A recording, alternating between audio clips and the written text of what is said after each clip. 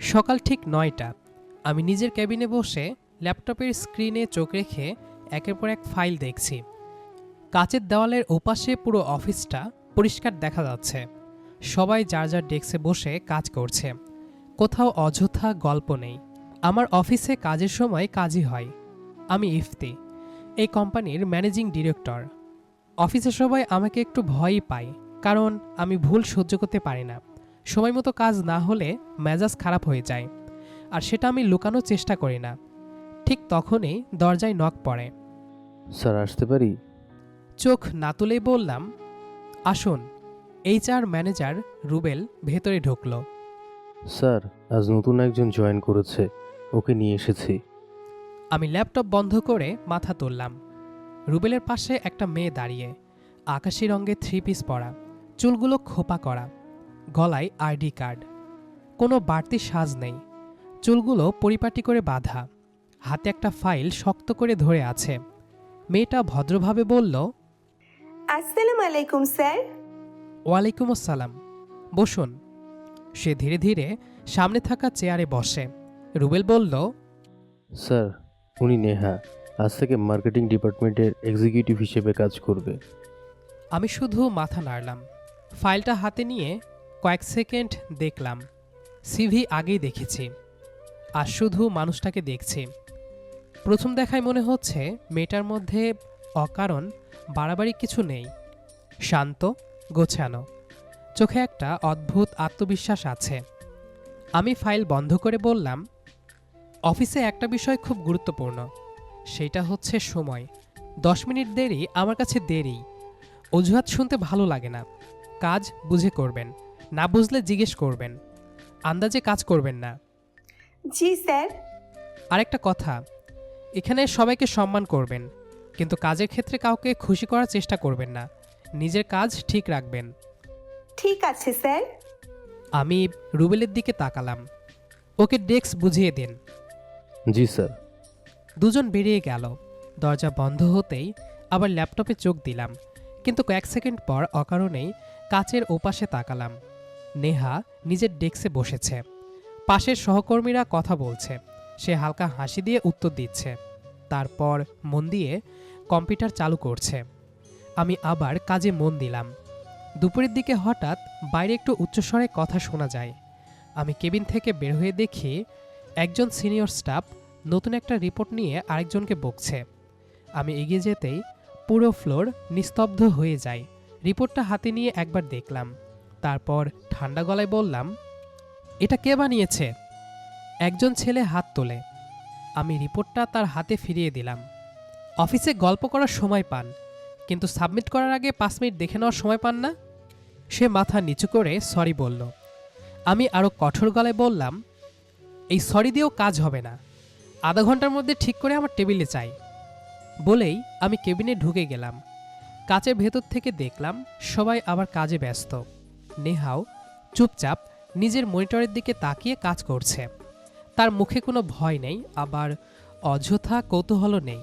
বিকেলের দিকে রুবেল নেহাকে নিয়ে আমার কেবিনে আসে। স্যার, উনি প্রথম দিনের কিছু কাজ শেষ করেছেন, আপনি একবার দেখে নিন। আমি ফাইলটা নিলাম, কয়েক মিনিট ধরে মন দিয়ে দেখলাম।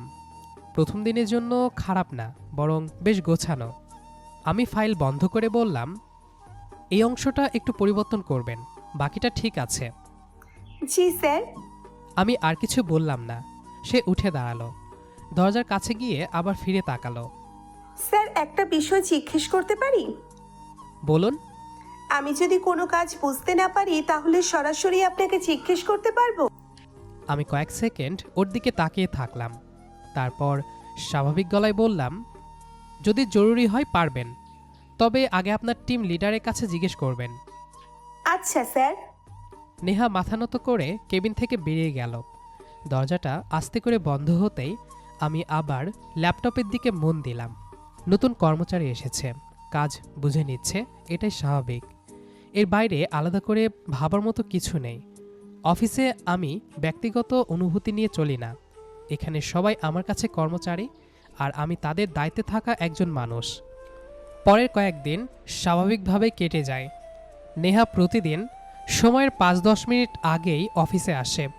নিজের ডেস্ক গুছিয়ে কম্পিউটার চালু করে দিনের কাজ শুরু করে। অন্যদের মতো অযথা গল্পে সময় নষ্ট করতে তাকে দেখা যায় না। প্রয়োজন ছাড়া কারো ডেস্কে যায়ও না। আবার কেউ কিছু জানতে চাইলে ভদ্রভাবে উত্তরও দেয়। আমি দূর থেকে সবই দেখি, কাউকে আলাদা করে নজর রাখি না, কিন্তু অফিসের কোন কর্মচারী কিভাবে কাজ করছে সেটা আমার চোখ এড়ায় না। একদিন সকালে মার্কেটিং টিমের সাপ্তাহিক মিটিং ছিল। কনফারেন্স রুমের সবাই নির্দিষ্ট সময়ে উপস্থিত। আমি ঢুকতেই সবাই উঠে দাঁড়ালো। আমি সংক্ষিপ্তভাবে বললাম, বসুন। সবাই বসে পড়ল।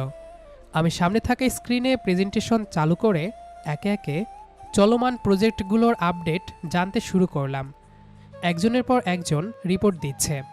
নেহার পালা এলো। সে উঠে দাঁড়িয়ে খুব শান্ত গলায় নিজের রিপোর্ট উপস্থাপন করতে শুরু করলো। অপ্রয়োজনীয় কোনো কথা নয়, আবার অযথা তাড়াহুড়োও নয়। যেটুকু দরকার ঠিক সেটুকুই বলছে। আমি মাঝপথে প্রশ্ন করলাম, এই সংখ্যাগুলো কোন সোর্স থেকে নেওয়া? নেহা বিন্দুমাত্র বিচলিত না হয়ে উত্তর দিল, স্যার, গত 3 মাসের সেলস রিপোর্ট আর কাস্টমার রেসপন্স মিলিয়ে তৈরি করেছি। ডেটা ভেরিফাই করেছেন? জি স্যার, 2বার চেক করেছি। আমি আর কিছু বললাম না, শুধু মাথা নেড়ে সামনে এগিয়ে গেলাম। মিটিং শেষ হওয়ার পর সবাই একে একে বেরিয়ে গেল। নেহাও ফাইল গুছিয়ে বেরিয়ে যাচ্ছিল। হঠাৎ মনে পড়ল একটা ফাইলের কথা। আমি ডাকলাম, মিস নেহা। সে সঙ্গে সঙ্গে ঘুরে দাঁড়ালো। জি স্যার। আজ দুপুরের মধ্যে ক্লায়েন্ট প্রোফাইলগুলো আমার ইমেইলে পাঠিয়ে দেবেন। ঠিক আছে স্যার। এক মুহূর্ত দাঁড়ালো না, কথা শেষ করেই বেরিয়ে গেল। দুপুর 1:30টার দিকে ইনবক্সে নতুন একটা মেইল আসে। মেইল খুলে দেখি সব ফাইল সুন্দরভাবে সাজানো, প্রতিটা ডকুমেন্টের নামও আলাদা করে দেওয়া। আমি কয়েকটা ফাইল খুলে দেখলাম, কোনো ভুল চোখে পড়ল না। ইন্টারকম তুলে রুবেলকে বললাম, নেহাকে একবার পাঠান। 2 মিনিটের মধ্যেই দরজায় নক পড়ল। আসুন। নেহা ভিতরে ঢুকে দাঁড়ালো। জি স্যার। আমি স্ক্রিন থেকে চোখ না সরিয়ে বললাম, ফাইলগুলো পেয়েছি। নেহা চুপচাপ দাঁড়িয়ে রইল। আমি আবার বললাম, কাজ গুছিয়ে করেন। নেহা ভদ্রভাবে বলল, ধন্যবাদ স্যার। আমি ছোট্ট করে মাথা নাড়লাম। যেতে পারেন। সে বেরিয়ে গেল। পুরো কথোপকথন 1 মিনিটও হয়নি। দিন যেতে থাকে। কাজের প্রয়োজনে মাঝে মধ্যে একই মিটিংয়ে বসতে হয়। কখনো নতুন প্রজেক্ট নিয়ে আলোচনা, কখনো ক্লায়েন্টের চাহিদা, কখনো মাসিক টার্গেট। আমাদের কথাবার্তা শুধু সেসব নিয়েই। এই রিপোর্টটা আজই শেষ হবে, জি স্যার, বিকেলের আগেই দিয়ে দেব। অথবা ক্লায়েন্টের সঙ্গে মিটিংয়ের নোটস তৈরি আছে? জি স্যার, প্রিন্টও করে রেখেছি। ঠিক আছে। এর বেশি কিছু নয়। অফিসের বাইরে কোনো প্রসঙ্গ আসে না। অন্য কর্মচারীদের সঙ্গেও আমি যেমন কথা বলি, নেহার সঙ্গেও প্রায় একইভাবে কথা বলি। শুধু একটা পার্থক্য আছে, ওকে কখনো অকারণে বকা দিতে হয় না, কারণ এখন পর্যন্ত এমন কোনো কাজ করেনি যেটা নিয়ে রাগ দেখানোর প্রয়োজন পড়েছে। একদিন বিকেলে একটি গুরুত্বপূর্ণ ক্লায়েন্ট মিটিং ছিল। মিটিং শুরু হওয়ার 5 মিনিট আগে আমি কনফারেন্স রুমে ঢুকে দেখি প্রজেক্টর চালু, ফাইলগুলো টেবিলে সাজানো, প্রত্যেকের জন্য নোটপ্যাড রাখা। রুবেলকে জিজ্ঞেস করলাম, এগুলো কে করেছে? রুবেল হালকা হেসে বলল, নেহা স্যার। আমি শুধু একবার মাথা নাড়লাম। এর বেশি কোনো মন্তব্য করলাম না। অফিসে ভালো কাজ করলে সেটা কাজের অংশ হিসেবেই দেখি। অকারণে প্রশংসা করাও আমার স্বভাবে নেই। তবুও মনে মনে একটা বিষয় পরিষ্কার হয়ে যাচ্ছে, নেহা নিজের দায়িত্বটা গুরুত্ব দিয়ে পালন করে। একটা মাস শেষ হতে না হতেই কোম্পানির জন্য বড় একটা সুখবর এলো। সকালে অফিসে ঢুকেই দেখি সবার মুখে চাপা উত্তেজনা। ফাইন্যান্স, মার্কেটিং, অপারেশন সব বিভাগের লোকজন নিজেদের মধ্যে কিছু একটা নিয়ে আলোচনা করছে। আমি কেবিনে ঢুকতেই রুবেল দরজায় নক করল। স্যার, একটা ভালো খবর আছে। বলুন। স্যার, গত সপ্তাহে যে কর্পোরেট টেন্ডারের জন্য আমরা প্রেজেন্টেশন দিয়েছিলাম, আজ সকালে অফিসিয়ালি কনফার্ম করেছে প্রজেক্টটা আমরা পেয়েছি। আমি কয়েক সেকেন্ড চুপ করে রইলাম। এই প্রজেক্টটা কোম্পানির জন্য খুবই গুরুত্বপূর্ণ ছিল। গত 2 মাস ধরে সবাই অনেক পরিশ্রম করেছে। আমি শান্ত গলায় বললাম, পুরো টিমকে কনফারেন্স রুমে ডাকুন। 10 মিনিট পর সবাই উপস্থিত। আমি সামনে দাঁড়িয়ে সবার দিকে তাকালাম। প্রথমেই সবাইকে ধন্যবাদ। এই প্রজেক্টটা একজনের জন্য আসেনি, পুরো টিমের পরিশ্রমের ফল এটা। আশা করি সামনে আরও ভালোভাবে কাজ করবেন। কথা শেষ করে একটু থামলাম, তারপর বললাম, আর সন্ধ্যায় অফিসের পক্ষ থেকে একটা ছোট্ট গেট টুগেদার থাকবে, সবার উপস্থিতি আমি আশা করছি। কথা শেষ হতেই পুরো রুমে চাপা আনন্দ ছড়িয়ে পড়ল। আমার সামনে কেউ বাড়াবাড়ি করল না, তবে সবাই যে খুশি হয়েছে সেটা বুঝতে অসুবিধা হলো না। সন্ধ্যায় শহরের একটু বাইরে একটা রিসোর্ট বুক করা হলো। বড় খোলা লন, একপাশে বারবিকিউ সেশন তৈরি হচ্ছে, অন্য পাশে লাইভ কফি কর্নার। চারদিকে ছোট ছোট আলো ঝোলানো, হালকা গান বাজছে, কিন্তু অতটাও জোরে নয় যে কথা বলতে অসুবিধা হবে। আমি একটু আগেই পৌঁছে গেলাম, সব কিছু ঠিকঠাক হচ্ছে কি না দেখে নিচ্ছি। রুবেল এসে বলল, স্যার সবাই আসতে শুরু করেছে। আমি শুধু মাথা নাড়লাম। একজন একজন করে সবাই ঢুকছে। ছেলেরা বেশিরভাগ শার্ট বা টি শার্ট পরে এসেছে, মেয়েরা প্রায় সবাই শাড়ি পরেছে। অফিসের পরিবেশের বাইরে সবাইকে একটু অন্যরকম লাগছে। আমি স্বাভাবিকভাবেই সবার সঙ্গে কুশল বিনিময় করলাম। ঠিক তখনই গেটের দিকে চোখ গেল। নেহা ভেতরে ঢুকছে। হালকা অফ হোয়াইট রঙের একটা সুতির শাড়ি, খুব সাধারণ কিন্তু পরিপাটি। কোনো ভারী গয়না নেই, শুধু ছোট্ট একজোড়া কানের দুল আর হাতে একটা ঘড়ি। আর ওর চুল খোপা করা নয়, লম্বা কালো চুল খোলা। হালকা বাতাসে চুলগুলো বারবার কাঁধ ছুঁয়ে উঠছে। সে পাশের 2 জন সহকর্মীর সঙ্গে কথা বলতে বলতে ভেতরে ঢুকছে। আমি অজান্তেই তাকিয়ে রইলাম। আজ প্রথমবার অফিসের একজন কর্মচারী হিসেবে নয়, একজন মেয়ে হিসেবে ওকে দেখলাম। কেন জানি কয়েক সেকেন্ড চোখ সরাতে পারলাম না, নিজেকেই বিরক্ত লাগলো। আমি অন্যদিকে তাকিয়ে নিলাম। এভাবে তাকিয়ে থাকার কোনো মানে হয় না। রুবেল পাশে এসে দাঁড়ালো। স্যার বারবিকিউ শুরু করে দিচ্ছি। আমি চোখ সরিয়ে বললাম, হ্যাঁ, সবাই যেন আগে খেয়ে নেয়। রুবেল চলে গেল। আমি আবার অতিথিদের সঙ্গে কথা বলতে লাগলাম, কিন্তু অদ্ভুত একটা ব্যাপার হচ্ছে, মাঝে মাঝেই চোখ গিয়ে পড়ছে একই মানুষের ওপর, নেহা। সে কখনো সহকর্মীদের সঙ্গে হাসি মুখে কথা বলছে, কখনো প্লেট সাজাতে সাহায্য করছে, কখনো নতুন যোগ দেওয়া একজন কর্মচারীর সঙ্গে পরিচিত হচ্ছে। তার হাসিটাও খুব স্বাভাবিক, বাড়াবাড়ি নেই, নিজেকে সবার সামনে তুলে ধরার কোনো চেষ্টা নেই। আমি দূর থেকে শুধু দেখছি। কিছুক্ষণ পর সবাই বারবিকিউ নিতে লাইনে দাঁড়িয়েছে। আমিও সেদিকে গেলাম। আমাকে দেখেই সবাই একটু সরে দাঁড়ালো। আমি বললাম, না, আপনারা নিন, আমি অপেক্ষা করছি। কেউ আর তর্ক করল না। নেহা তখন সামনে দাঁড়িয়েছিল। সে খাবার নিয়ে ঘুরতেই আমার সঙ্গে মুখোমুখি হলো। 1 সেকেন্ডের জন্য দুজনেই থেমে গেলাম। আমি স্বাভাবিকভাবে বললাম, অনুষ্ঠান কেমন লাগছে? নেহা হালকা হাসল। খুব ভালো স্যার, সবাই অনেক আনন্দ করছে। ভালো। এই পর্যন্তই। সে চলে গেল। আমি দাঁড়িয়ে রইলাম, অথচ কথাটা শেষ হওয়ার পরও কেন যেন মনে হচ্ছিল আরও কিছু বলি। কি বলবো, কোনো কারণই তো নেই। আমি নিজেই নিজের উপর বিরক্ত হলাম। রাত বাড়ার সঙ্গে সঙ্গে সবাই আরও স্বাভাবিক হয়ে উঠল। কেউ ছবি তুলছে, কেউ গ্রুপ করে গল্প করছে, কেউ বারবিকিউ বানাতে সাহায্য করছে। আমি একটু দূরে দাঁড়িয়ে সব দেখছি। হঠাৎ দেখি নেহা তার শাড়ির আঁচল সামলে একটা ছোট বাচ্চাকে রিসোর্টের এক কর্মচারী ছেলে হাতে প্লেট তুলে দিচ্ছে। বাচ্চাটা লজ্জা পাচ্ছিল বলে নিজে নিতে পারছিল না। নেহা নিচু হয়ে হেসে কিছু একটা বলল, বাচ্চাটাও হেসে ফেলল।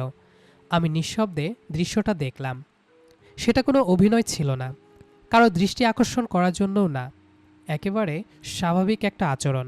সেই মুহূর্তেই বুকের ভেতর অদ্ভুত একটা অনুভূতি জন্ম নিল। আমি হঠাৎ বুঝলাম, আজ সারা সন্ধ্যা আমি শুধু একজন কর্মচারীকে দেখিনি, একজন মানুষকে দেখেছি। আর সেই মানুষটার দিকে অজান্তেই বারবার ফিরে যাচ্ছে আমার দৃষ্টি। এটা কি শুধু ভালো লাগা, নাকি এর চেয়েও বেশি কিছু? উত্তরটা তখনও নিজেকে দিতে পারিনি। সে পার্টির পর থেকে দিনগুলো আবার আগের মতোই চলতে থাকে। অফিসের নিয়ম বদলায় না। সকালে সময় মতো অফিসে আসি, মিটিং করি, ফাইল দেখি, ক্লায়েন্টদের সঙ্গে কথা বলি, নতুন প্রজেক্ট নিয়ে ব্যস্ত থাকি। সব কিছু আগের মতোই, শুধু একটা জিনিস ধীরে ধীরে বদলাতে শুরু করে, সেটা হচ্ছে আমি। আগে পুরো অফিসে ঢুকেই সোজা নিজের কেবিনে চলে যেতাম। এখনও তাই করি, তবে কাচের দেওয়ালের ওপাশে একবার চোখ চলে যায় নেহা এসেছে কিনা। নিজের অজান্তে বিষয়টা অভ্যাসে পরিণত হতে থাকে। ওকে দেখলেই আমি আবার কাজে মন দিই। আর যদি কোনো দিন 5-10 মিনিট দেরি হয়, অকারণেই ঘড়ির দিকে তাকাই। এরপর নিজেকে ধমক দিই। একজন কর্মচারীর সময় মতো এসেছে কি আসেনি সেটা জানাই তো স্বাভাবিক, এর বেশি কিছু না। আমি নিজেকেই এই যুক্তি দিই। অফিসে প্রায় বিভিন্ন বিভাগেই যৌথ মিটিং হয়। সেখানে নেহার সঙ্গে দেখা হয়, কথাও হয়, তবে সবই কাজের। কোনোদিন ব্যক্তিগত প্রশ্ন করিনি, সেও কখনো সীমা ছাড়িয়ে কথা বলেনি। তবুও অদ্ভুতভাবে আমার দিনগুলোর মধ্যে নেহা নামের মানুষটা একটা নীরব উপস্থিতি হয়ে যায়। ওর সঙ্গে কথা না হলেও সমস্যা নেই, শুধু অফিসে ওকে কাজ করতে দেখলেই কেমন যেন ভালো লাগে। এই অনুভূতিটা আমি কাউকে বুঝতে দিই না, নিজেকেও না। একদিন দুপুরে কাচের ওপাশে তাকিয়ে দেখি নেহা নিজের ডেস্কে বসে মন দিয়ে কাজ করছে। পাশের একজন সহকর্মী কিছু একটা বুঝতে পারছিল না। নেহা নিজের কাজ থামিয়ে খুব ধৈর্য নিয়ে তাকে বুঝিয়ে দিল। কাজ শেষ করেই আবার নিজের কাজে ফিরে গেল। আমি কিছুক্ষণ চুপচাপ তাকিয়ে থাকলাম। অফিসে অনেক দক্ষ মানুষ আছে, কিন্তু সবাই ভালো মানুষ হয় না। নেহার মধ্যে দুটো জিনিসই আছে, এই কথাটা সেদিন প্রথম মনে হলো। এরপর আরও কয়েক সপ্তাহ কেটে যায়। আমি বুঝতে পারি আমি নেহাকে শুধু পছন্দ করি না, আমি ওর প্রতি দুর্বল হয়ে পড়েছি অদ্ভুতভাবে। কিন্তু সেই দুর্বলতার ছায়াটুকুও অফিসে পড়তে দিই না। অফিসে আমি এখনও আগের সেই ইফতি, রাগী, কঠোর, নিয়মের ব্যাপারে আপোষহীন। নেহাও এখনও আমার কাছে একজন কর্মচারী, অন্তত বাইরের দৃষ্টিতে। সেদিন রাতেও যথারীতি অফিস থেকে বাড়ি ফিরলাম। গাড়ি গ্যারেজে রেখে ভেতরে ঢুকতে দেখি আম্মু ড্রয়িং রুমে বসে আছেন। আমাকে দেখেই হেসে বললেন, হাত মুখ ধুয়ে আয়, তোর সঙ্গে একটু কথা আছে। আমি অবাক হলাম। আম্মু সাধারণত এভাবে আগে থেকে বলে রাখে না। আমি ফ্রেশ হয়ে এসে সোফায় বসলাম। আম্মু সামনে একটা মোটা খাম রাখলেন। আমি ভ্রু কুঁচকে জিজ্ঞেস করলাম, এটা কি? তোর বিয়ের জন্য কয়েকটা মেয়ের ছবি এসেছে। আবার শুরু করলে? তোর বয়স কম হচ্ছে না, ব্যবসা সামলাচ্ছিস, কোম্পানি সামলাচ্ছিস, এবার সংসার সামলানোর সময় হয়েছে। আমি খামের দিকে তাকালামই না। সোফায় হেলান দিয়ে বললাম, আম্মু এখন এসব দেখতে যেতে ইচ্ছে করছে না। আম্মু খাম খুলে একটার পর একটা ছবি বের করতে লাগলেন। অন্তত দেখে তো বল, পছন্দ না হলে হবে না। আমি মাথা নাড়লাম। না।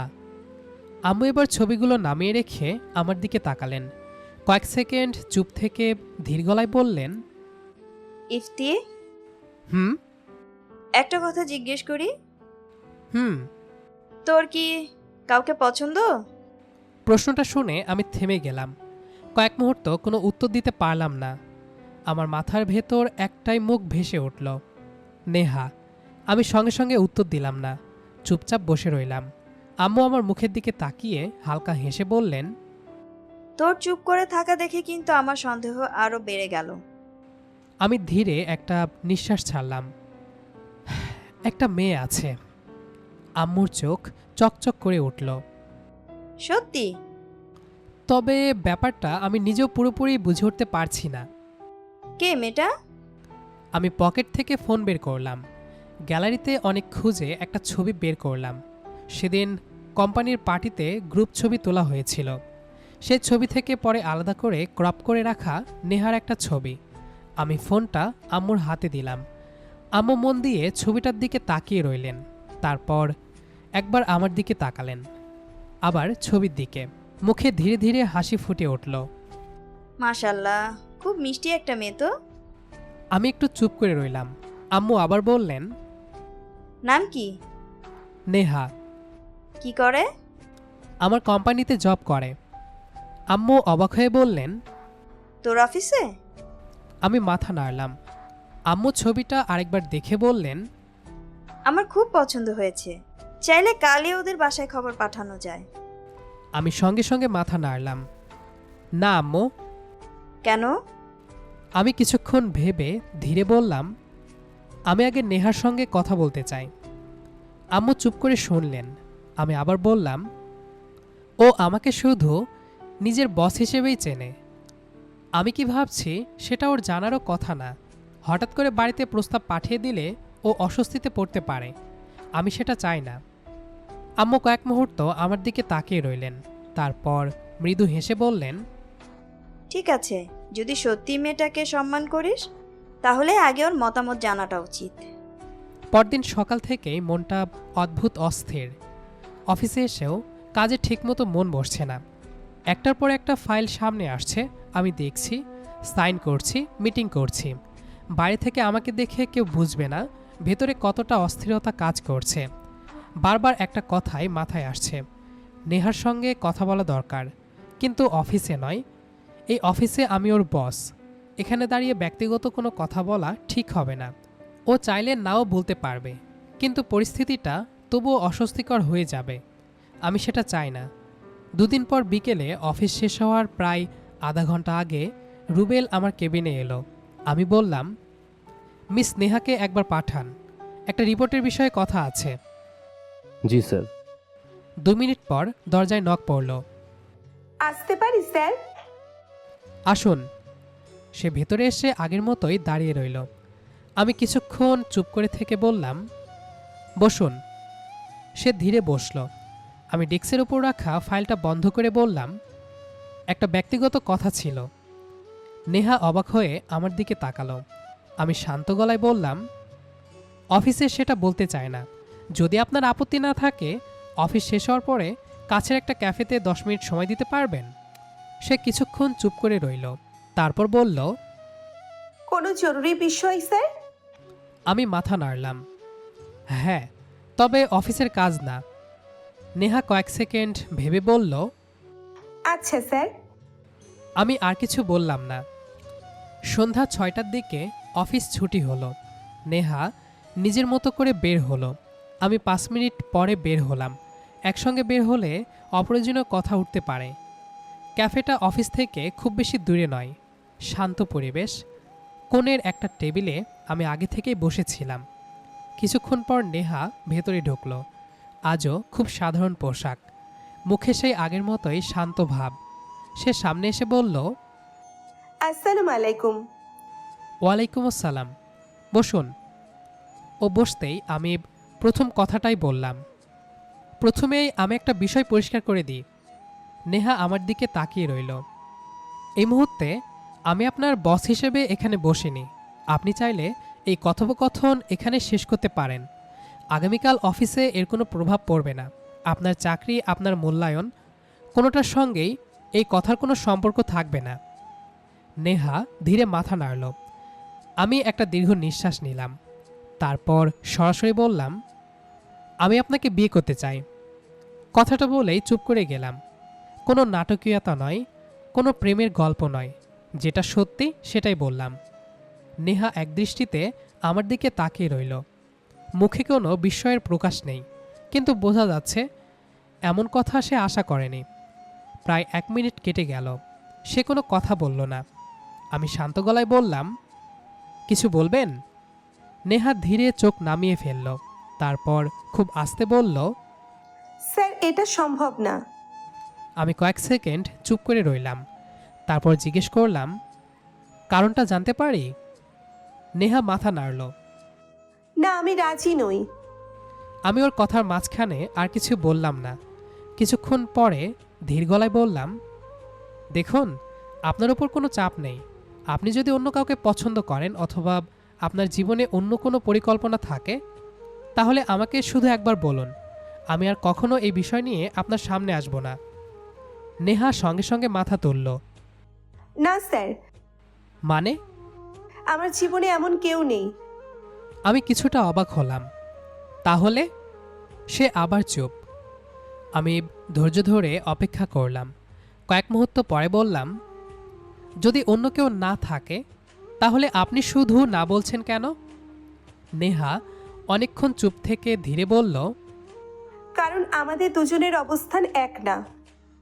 আমি ভ্রুকুচকে তাকালাম।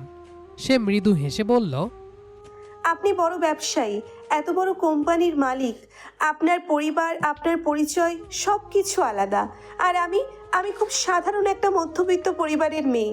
আমাদের সঙ্গে আপনাদের মানাবে না স্যার, লোকজনও ভালোভাবে নেবে না।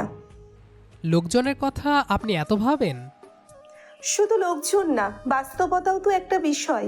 আমি আপনার অফিসে চাকরি করি, মানুষ বলবে বসের সঙ্গে বিয়ে করার জন্যই হয়তো। সে বাকিটা শেষ করল না। আমি বুঝে গেলাম। আমি ধীরে বললাম, আপনি কি মনে করেন আমি এসব ভেবে এখানে এসেছি? নেহা চুপ। আমি আবার বললাম, আমি যদি আপনার চাকরির জন্য আপনাকে পছন্দ করতাম তাহলে আজ এখানে বসতাম না। আমি আপনাকে অনেকদিন ধরেই দেখছি, আপনার ব্যবহার দেখেছি, কাজের প্রতি দায়িত্ববোধ দেখেছি, মানুষ হিসেবে আপনাকে সম্মান করতে শিখেছি। তারপর এই সিদ্ধান্ত নিয়েছি, টাকার জন্য নয়, পদমর্যাদার জন্য নয়, আপনি যেমন মানুষ সেই কারণেই। নেহা নিচের দিকে তাকিয়ে রইল। আমি আবার বললাম, আরেকটা কথা, আপনি যদি আমার অফিসে কাজ না করতেন তবুও আমার সিদ্ধান্ত একই থাকতো। কিছু মানুষের মূল্য তাদের পরিবারের আর্থিক অবস্থান নয়, তাদের চরিত্রে। আপনি সেই মানুষদের একজন। নেহার চোখ দুটো হালকা ভিজে উঠল। সে তাড়াতাড়ি অন্যদিকে তাকালো। আমি ধীরে বললাম, আমি আপনাকে আজই উত্তর দিতে বলছি না, ভেবে দেখুন, আপনার পরিবারের সঙ্গে কথা বলুন।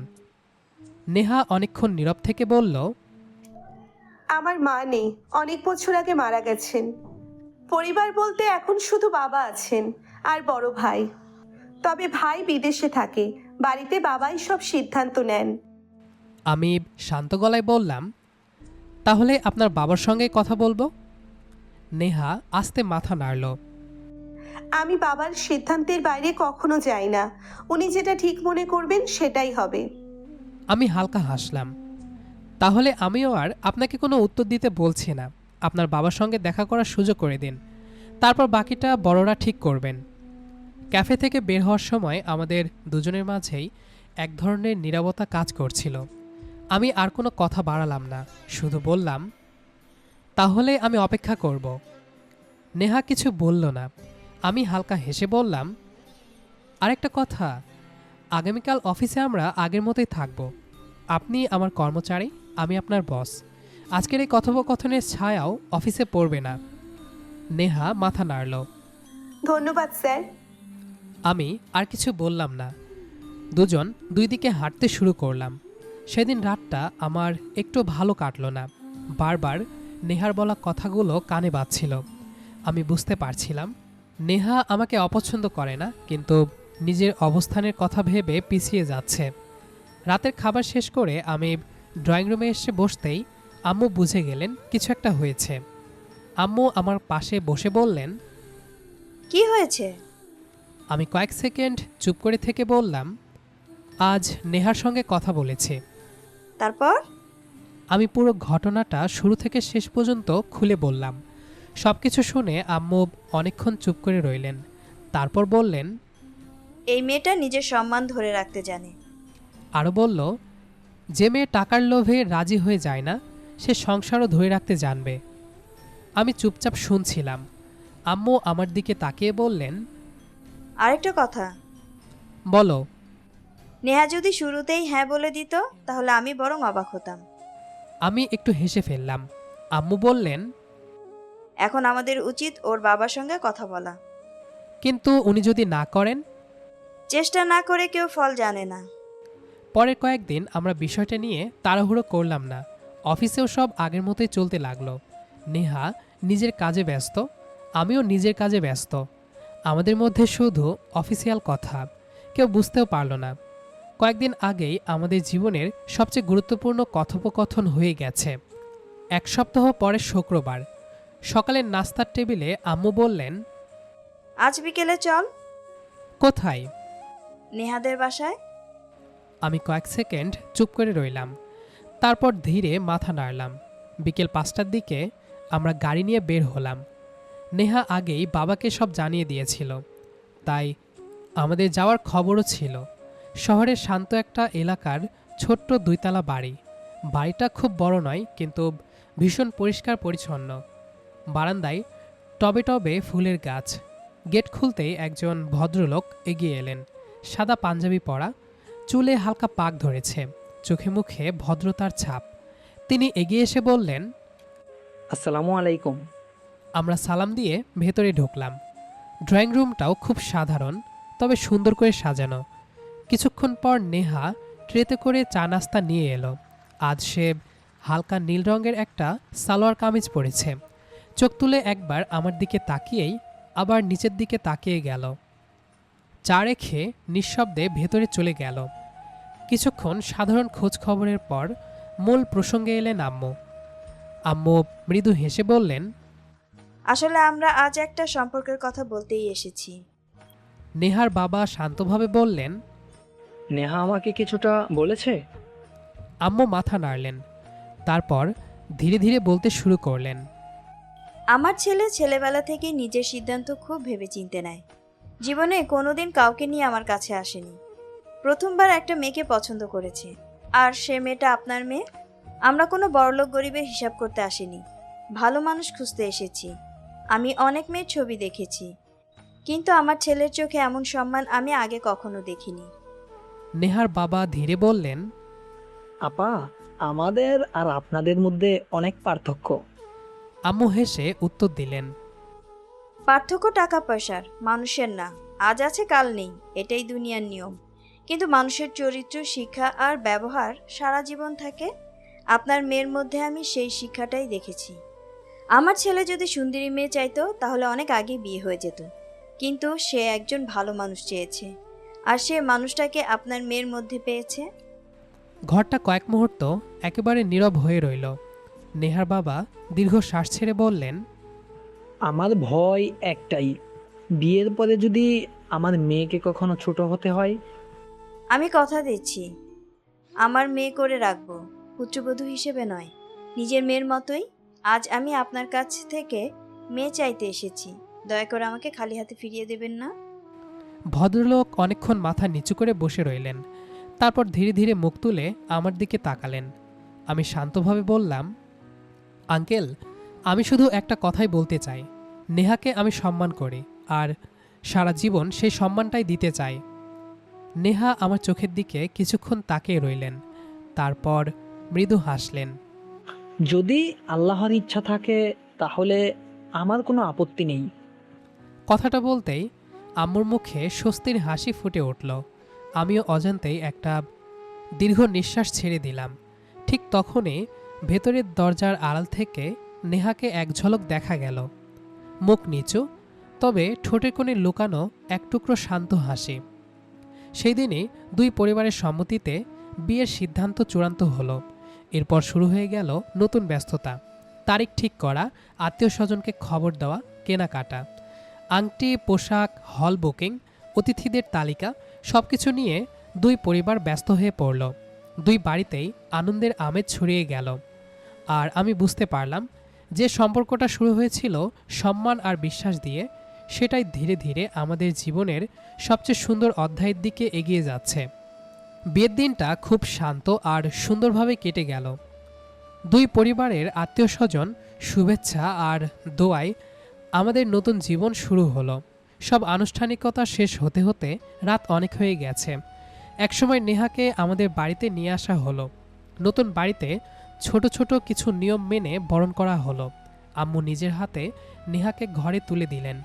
সারাদিনের ক্লান্তি থাকলেও সবার মুখে তৃপ্তির হাসি ছিল। রাত আরও গভীর হলে সবাই একে একে নিজের ঘরে চলে গেল। আমি ধীরে ধীরে নিজের রুমের দিকে হাঁটলাম। দরজার সামনে এসে কয়েক সেকেন্ড থেমে রইলাম, তারপর ধীরে দরজা খুলে ভেতরে ঢুকলাম। ঘরটা ফুল দিয়ে সুন্দর করে সাজানো, হালকা সুগন্ধ ছড়িয়ে আছে চারদিকে। বিছানার একপাশে মাথা নিচু করে বসে আছে নেহা। লাল শাড়িতে তাকে আজ অন্যরকম লাগছে। আমি দরজা বন্ধ করে ধীরে ধীরে সামনে এগিয়ে গেলাম। কয়েক হাত দূরে দাঁড়িয়ে নরম গলায় বললাম, আসসালামু আলাইকুম।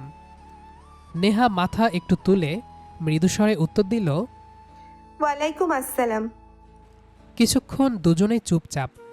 নীরবতা ভেঙে আমি হালকা হেসে বললাম, আজ থেকে কিন্তু স্যার ডাকটা বাদ দিতে হবে। কথাটা শুনে নেহার ঠোঁটের কোণে লাজুক একটা হাসি ফুটে উঠল। মাথা নিচু করে খুব আস্তে বলল, চেষ্টা করব। তাহলে আজ থেকেই প্র্যাকটিস শুরু করা যাক। এত তাড়াতাড়ি অভ্যেস বদলানো সহজ না। আমি ধীরে ধীরে বিছানার অন্য পাশে গিয়ে বসলাম। আমাদের মাঝখানে তখনও কিছুটা দূরত্ব। বাড়ি থেকে ভেসে আসছে আত্মীয়দের ক্ষীণ কথাবার্তা। ঘরের ভেতর নরম আলো আর নিস্তব্ধতা। কয়েক সেকেন্ড চুপ থেকে আমি ধীরে ধীরে নিজের হাতটা সামনে বাড়িয়ে দিলাম। একটা কথা বলি। নেহা চোখ তুলে তাকালো। আজ থেকে কোনো ভয় থাকবে না। তোমার কোনো কষ্ট, কোনো চিন্তা, সব কিছু আগে আমাকে বলবে। একা একা কিছু সহ্য করবে না। নেহা কয়েক মুহূর্ত আমার চোখের দিকে তাকিয়ে রইল। তারপর ধীরে নিজের হাতটা আমার হাতের ওপর রাখল। আমি আলতো করে ওর হাতটা ধরে মুচকি হাসলাম। আরেকটা কথা, কি? অফিসে তুমি আমাকে যতটা সম্মান করতে, সেটা যেন কখনো কমে না। তবে এই ঘরের বাইরে আমি তোমার স্বামী, আর এই ঘরের ভেতরে আমি তোমার সবচেয়ে কাছের মানুষ। কথাটা শুনে নেহার চোখ দুটো ভিজে উঠল। আমি কখনো ভাবিনি এত সম্মান পাবো। আমি ধীরে একটু কাছে এগিয়ে এলাম। কারণ তুমি সেই সম্মানের যোগ্য। নেহা মাথা নিচু করতেই আমি খুব আলতো করে ওর থুতনিতে আঙ্গুল ছুঁয়ে মুখটা ওপরে তুললাম। একবার আমার দিকে তাকাবে? সে লাজুক চোখে তাকালো। চোখের লজ্জা, সংকোচ আর অদ্ভুত এক প্রশান্তি। আমি আস্তে করে ওকে নিজের দিকে টেনে নিলাম। নেহা এক মুহূর্ত ইতস্তত করলেও পরের মুহূর্তেই মাথাটা আমার বুকে রেখে নিঃশব্দে দাঁড়িয়ে রইল। আমি আলতো করে ওকে জড়িয়ে ধরলাম। কোনো তাড়াহুড়ো নেই, কোনো অস্বস্তি নেই, শুধু নতুন সম্পর্কের নিরাপত্তা আর বিশ্বাসের উষ্ণতা। আমি ওর কপালের ওপর খুব আলতো করে একটি চুমু খেলাম। নেহা চোখ বন্ধ করে শান্তভাবে সেই মুহূর্তটা অনুভব করল। তারপর লাজুক হাসি নিয়ে আমার দিকে তাকালো।